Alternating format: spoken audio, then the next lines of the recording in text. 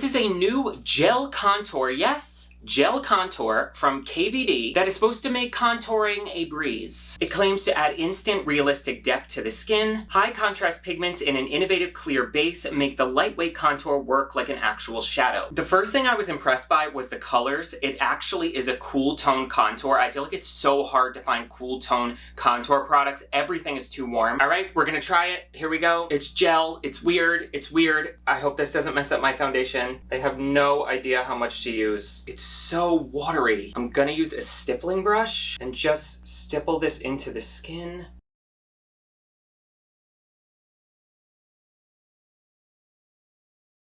Oh, okay.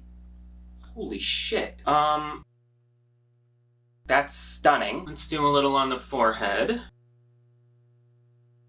Guys, this is doing something. This is doing something. I am excited to try the nose. This, I'm gonna use a beauty sponge to see how it works with that.